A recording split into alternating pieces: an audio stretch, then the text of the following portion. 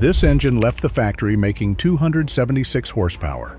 Today, people are making over 1,000 horsepower from the exact same engine, without even opening it up. And I mean the same block, the same crankshaft, the same pistons that came from the factory in 1993.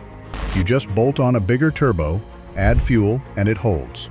That should be completely impossible. If you tried that with almost any other engine on Earth, it would grenade itself into 1,000 pieces the moment you turned up the boost.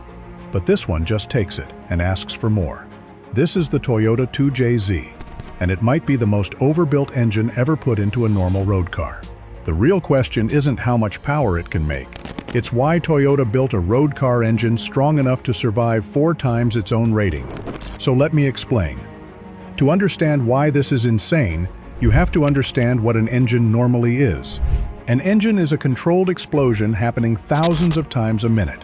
Every time fuel ignites, it slams the pistons down with enormous force, and every part inside, the pistons, the rods, the crankshaft, the block itself, has to survive that beating. Engineers design an engine for a target. If a car is meant to make 300 horsepower, they build the internals strong enough to handle roughly that, plus a small safety margin, and not much more.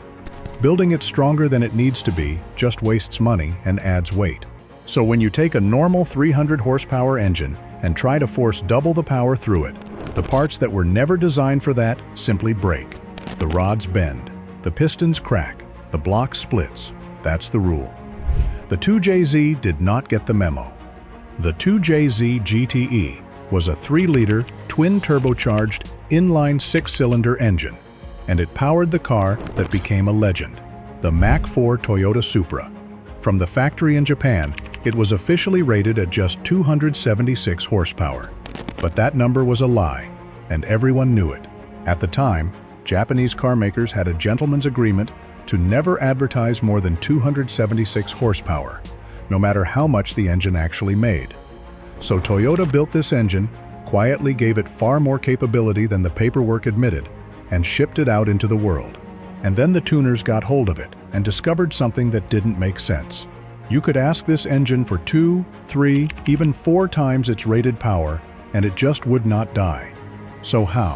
What did Toyota actually do to this thing?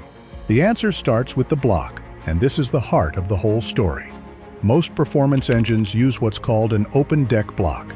Picture the top of the engine where the cylinders are. In an open-deck design, there are big open gaps around the cylinders for coolant to flow through.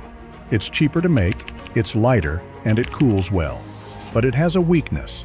Under massive pressure from high boost, those unsupported cylinder walls can actually flex and move, and eventually the whole thing fails. The 2JZ does not do this. The 2JZ uses a closed-deck block. Instead of big open gaps, the top of the block is almost solid metal, with just small holes for coolant.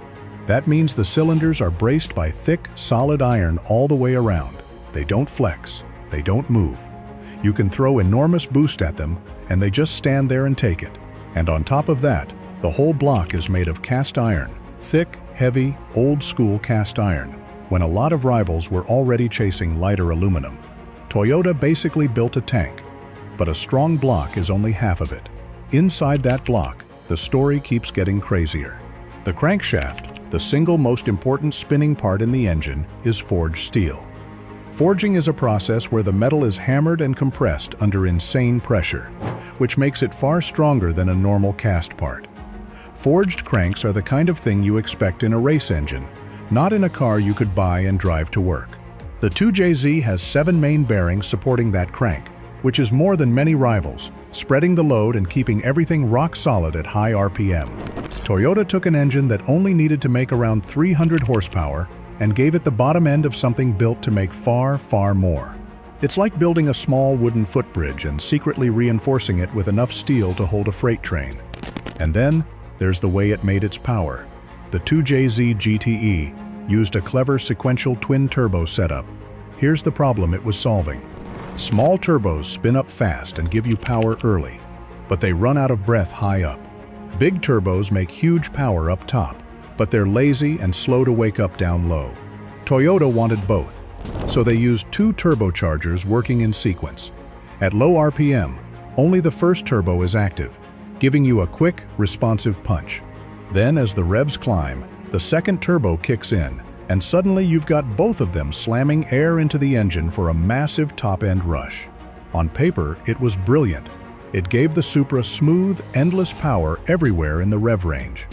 But here's the funny part. That complicated twin-turbo system, with all its pipes and valves, was one of the first things tuners threw in the bin. It was complex, it was fiddly, and once people realized how strong the engine underneath was, they just ripped the whole sequential setup off and bolted on one gigantic single turbo instead. And the engine, that overbuilt iron monster, happily fed that huge turbo and made numbers Toyota's engineers probably never even dreamed of. The very design that Toyota was so proud of got deleted, because the block was so strong it made the fancy turbo system almost irrelevant. Which brings us back to the real mystery. Why? Why did Toyota do this?